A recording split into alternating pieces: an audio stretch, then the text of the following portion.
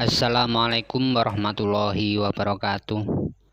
Sekitar tahun 1417 Masehi, Sayyid Robi bin Nur yang berasal dari Hadramaut, Yaman, berangkat bersama saudara-saudaranya yang sesama habaib, seperti Sayyid Sun Haji atau Mbah Bolong Ampel, Sayyid Ahmad Fakih, Mbah Kalikung Tirem Gresik, Sayyid Silbani Welas Blado, Sayyid Laduni Kebagusan Jeporo, dan lain-lain. Nah, berikut ini kisah asal-usul Mbah Wali Biru. Saksikan setelah yang satu ini. Namun sebelum itu, klik subscribe dan gambar lonceng untuk mengetahui video-video menarik berikutnya. Like dan share ke semua media sosial yang kalian punya.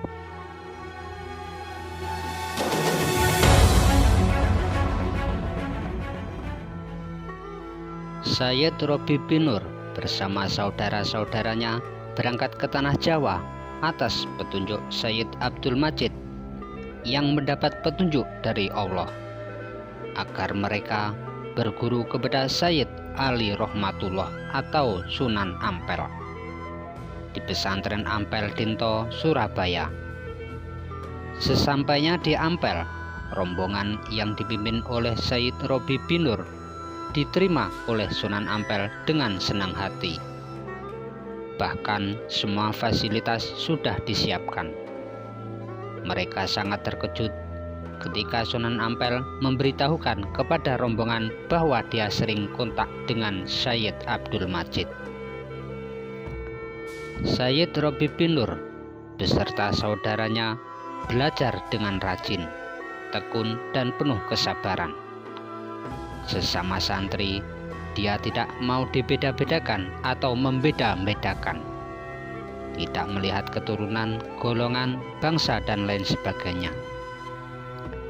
Karena kemampuannya yang sangat tinggi dan semangat belajar yang besar serta dilandasi sikap sopan santun, itulah yang membuat Sayyid Robi bin Nur sangat menonjol di antara sesama santri.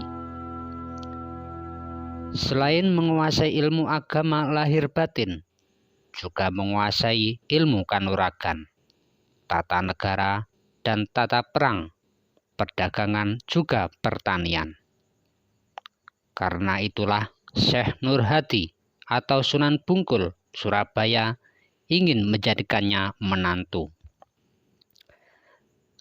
Dengan seizin Sunan Ampel, akhirnya menjadi menantu Sunan Bungkul dan dikaruniai putra yang bernama Sayyid Soleh atau Mbah Soleh. Mbah Soleh oleh ayahnya disuruh mengabdi kepada Sunan Ampel sampai wafat.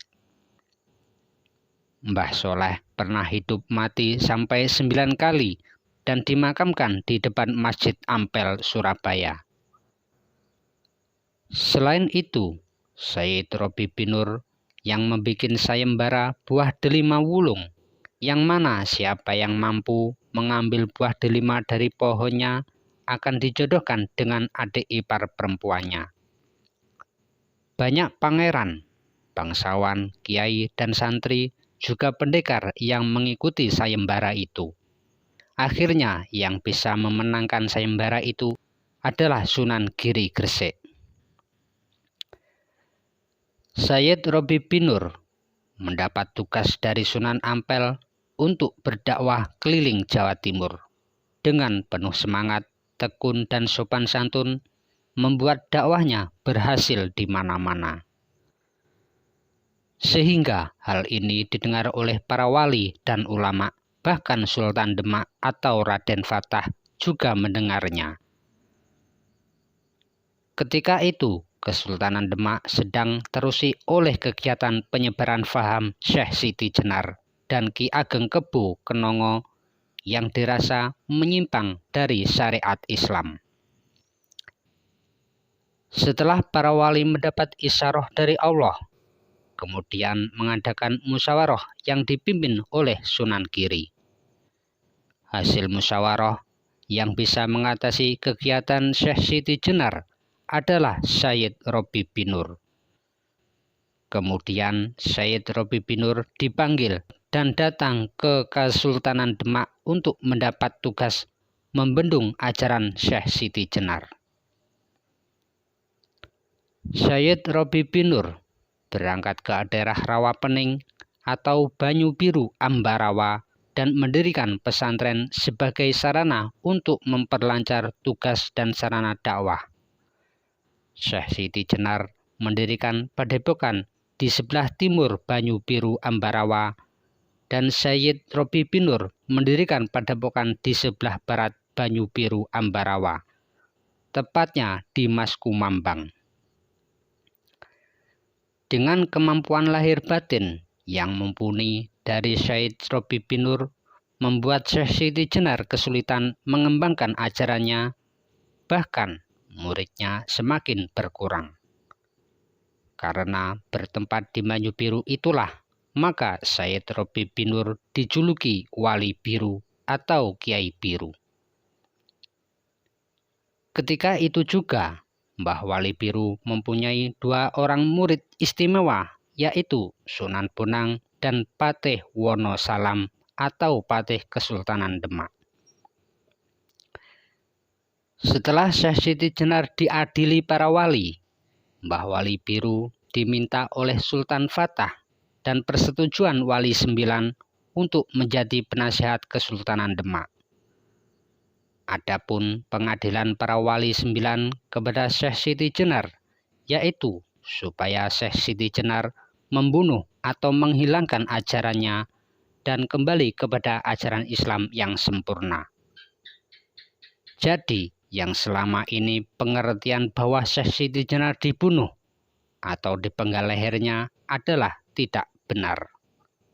Yang benar, setelah Syekh Siti Jenar mengakui kesalahannya, namanya dikembalikan namanya oleh para wali menjadi Syekh Abdul Jalil dan diberi tugas untuk mendampingi Ibu Ratu Kalinyamat di Kadipaten Jepara. Adapun Mbah Wali Biru juga mendapat tugas mengawasi kegiatan Syekh Abdul Jalil. Mbah Wali Biru di samping sebagai penasihat juga sebagai pelatih Laskar Prajurit Kesultanan Demak. Adipati Kaliwungu datang menghadap kepada Sultan Demak untuk meminta bantuan ulama dari Kesultanan Demak, sebab perkembangan agama Islam di Kaliwungu kurang maju. Apalagi di Kadipaten Kaliwungu belum ada tokoh ulama yang mempunyai kemampuan tinggi. Dari hasil musyawarah antara Wali 9 dan Sultan Demak, akhirnya Mbah Wali Biru ditunjuk untuk dakwah di Kadipaten Kaliwungu. Setelah pindah di Kaliwungu, Mbah Wali Biru mendirikan pesantren di daerah Geseng, Kendal. Karena kemampuan yang tinggi dari Mbah Wali Biru, akhirnya Kaliwungu menjadi pusat terbesar pendidikan agama Islam senegara Kesultanan Demak Bintoro. Santrinya tidak hanya dari wilayah Kesultanan Demak, bahkan ada yang dari luar negeri. Mbah Wali Biru tugas di Kaliwungu selama 9 tahun dan sudah menghasilkan ulama-ulama besar yang menyebar di wilayah Kesultanan Demak.